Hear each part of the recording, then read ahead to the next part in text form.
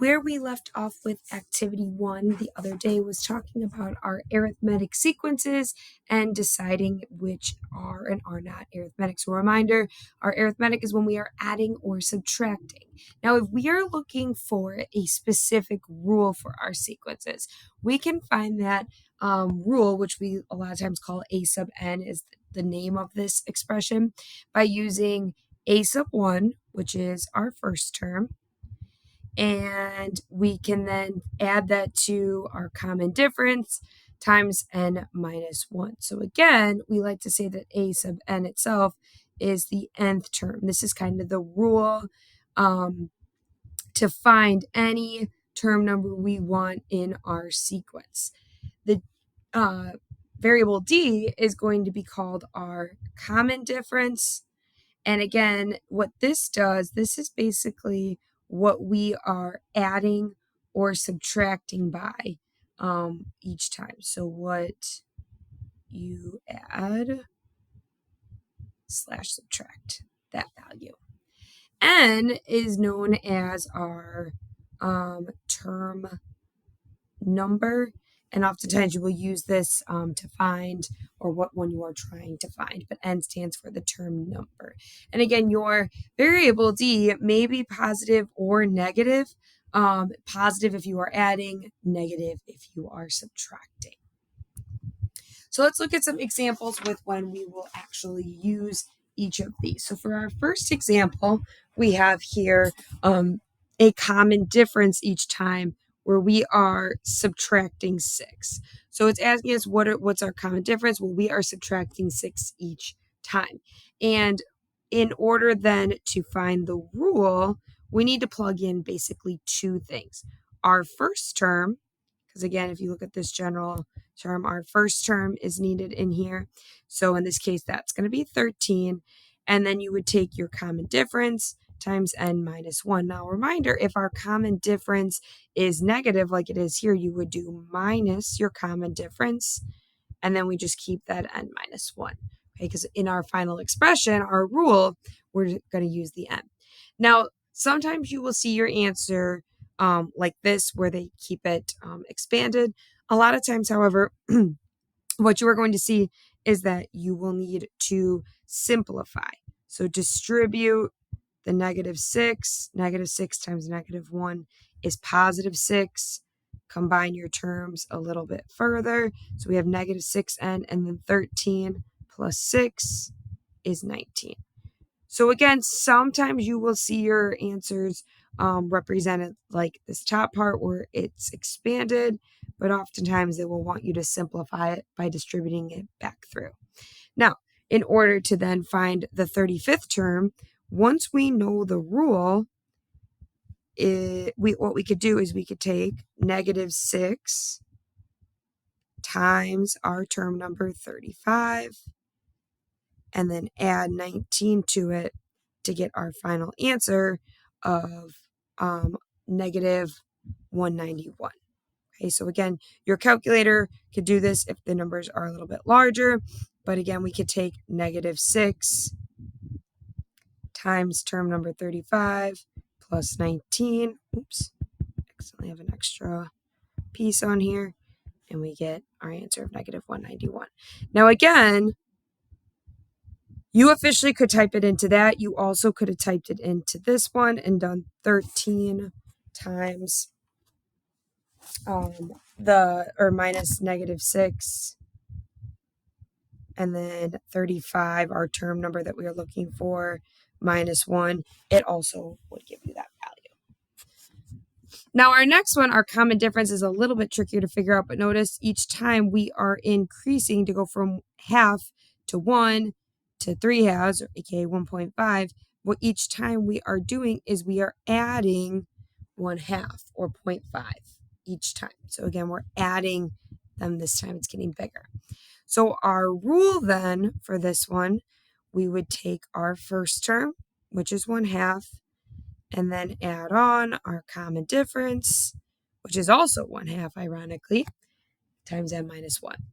So again, sometimes you're going to see this as your answer. Sometimes they're going to want you to simplify. Oftentimes they will want you to do that. So we would take the 1/2 and distribute it to the n, and then 1/2 times -1 is -1/2. This positive 1/2 and this negative 1/2 cancel out, and we are just left with our rule being that we would multiply 1/2 times n each time. So again, you might see either of these as your answer. Now again, when we want to find the 35th term, then take a sub 35. I can do 1/2 times 35, and I would get either 35 halves or 17.5. Either way you write that. 35 halves is the fractional, or 17 fifths. Either way would be your answer there. All right, try number 5 on your own. First of all, you are going to state what is your common difference. The second part, what is your rule? We'll go through and simplify it. And then last but not least, what is the 35th term after you find your rule? All right, now sometimes we can use our formula from up above to also work backwards and find specific pieces. In this case, they want us to find the first term. So again, we really like to have that rule in front of us so we kind of can plug in what we do or don't know we have, right? In this case, we have a term number 9 that is -12. So what that means is we know a sub n, a sub 9 is -12. We are looking for our first term, so we're just going to leave that as a sub 1. And they are telling us this time that our common difference is -1/2. So we're going to do -1/2. And then our term number is based on that subscript there that we are looking at, term number 9. And we're going to work backwards then to find our first term.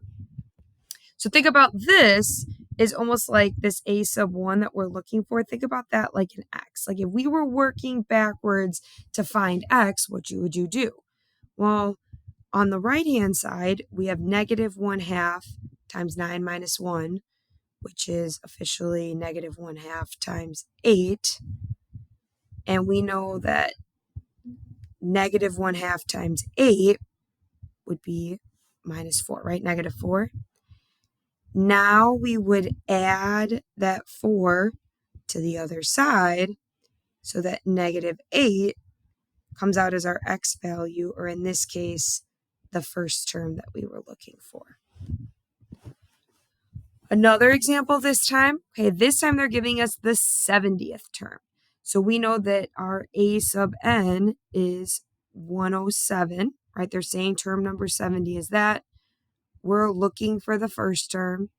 We're given this time the common difference is +4.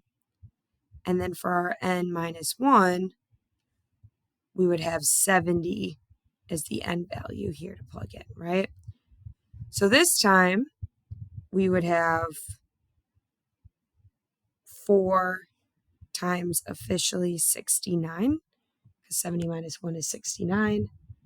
4 times 69 is 276. And then last but not least, if we subtract the 276 over, we can get that first term of -169.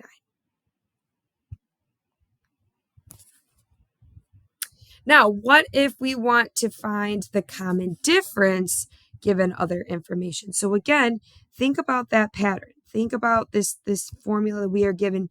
What are we being given? What are we looking for? Well, on this particular one, they told us the first term this time is -27. And then they told us that our 28th term is -270. So again, that's going to go on this left-hand side. We know that term number 28 is -270. And then we can put that 28, since we know it's the 28th term, in for our n.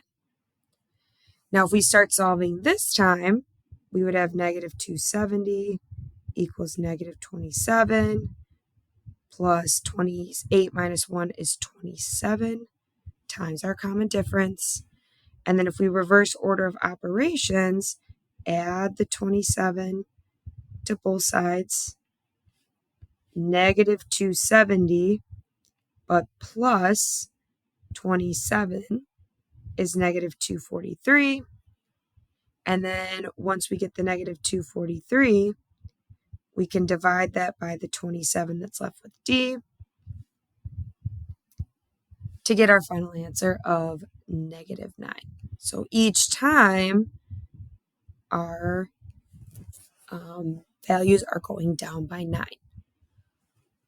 On this next one, they gave us that the 28th term this time is 2,415. First term is 12. And again, we are looking for that common difference.